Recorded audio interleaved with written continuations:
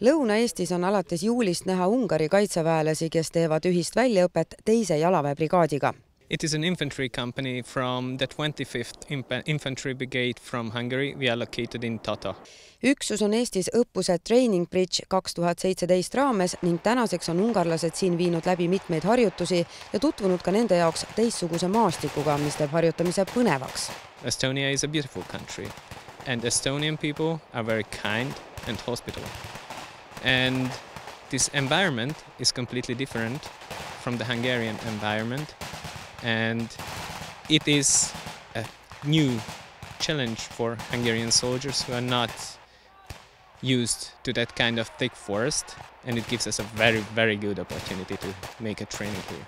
Teise jalaväebrigaadi ülem kolonel Eero Rebo on öelnud, et ungarlastega koos teenimine annab brigaadile täiendava koostöökogemuse liitlasjõududega. See koostöö on sujunud suurepäraselt.